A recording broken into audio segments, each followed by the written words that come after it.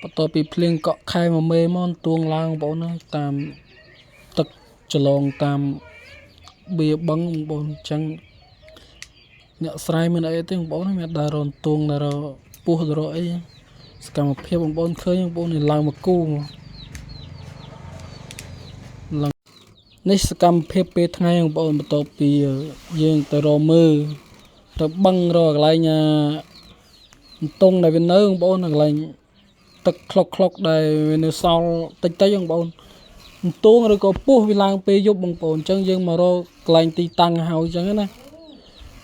ពេលដែលយប់យើងតម្រង់ទៅគោលដៅនឹងតែម្ដងអញ្ចឹងនេះកន្លែងរោងដែលពោះដែលអីនៅបងប្អូន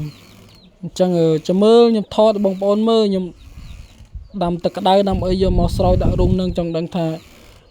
សត្វកែបឬក៏ពោះនៅក្នុងនឹងអញ្ចឹងណានេះខ្ញុំថតកន្លែងទីតាំងគោលដៅហើយចាំមើលតាមដានវីដេអូពេលក្រោយទៀតឥឡូវពេលហ្នឹងទៅ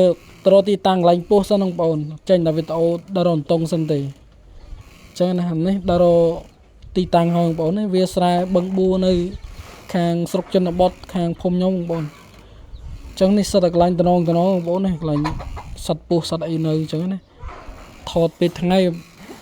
តែខ្ញុំបញ្ចូលសលេងខ្ញុំអត់សូវនិយាយក្បោះក្បាយទេបងប្អូនតែមកដល់តំណងអញ្ចឹងណា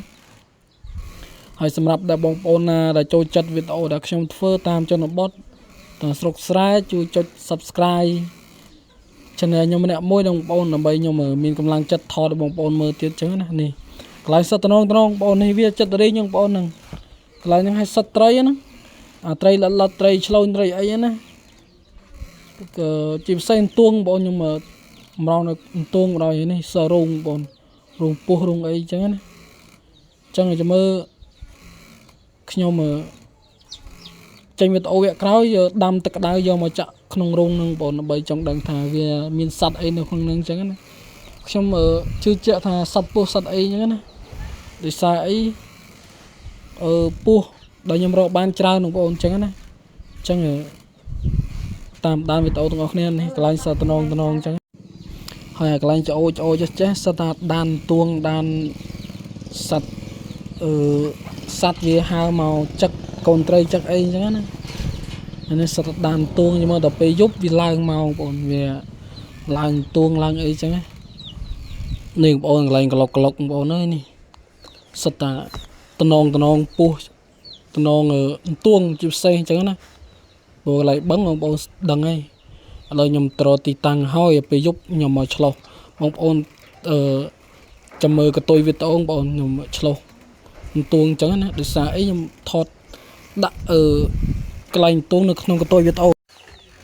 នេះបងប្អូនហើយកន្លែងក្បោះក្បាយដែលដាក់គោដៅមកឆ្លោះយប់នឹងយកតុងអញ្ចឹងណាធានាថាវាឡើង 100% បងប្អូនអញ្ចឹងបងប្អូនចាំតាមដាន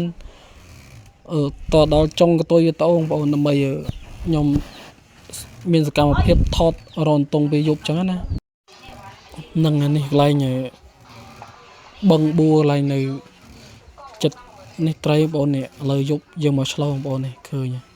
ខ្ញុំថតកាត់ខ្លីៗមកនិយាយទៅឲ្យបងប្អូនបានឃើញមកចាំពេលវេលាយូរចឹងនេះបងប្អូនតុងឡើងបងប្អូននេះយប់បងប្អូនមិនថ្ងៃណានេះមកយប់ណាតែគាត់ថាយើងពលឺភ្លើងទៅវាច្បាស់ឲ្យបងប្អូនឃើញច្បាស់ចឹងហើយទួងវាឡើងបងប្អូនវាឡើងតាមចលងស្មៅវារៀលមកបងប្អូនយប់ម៉ោង 2:10 ម៉ោង 1 ស្ងាត់វាឡើងបងប្អូន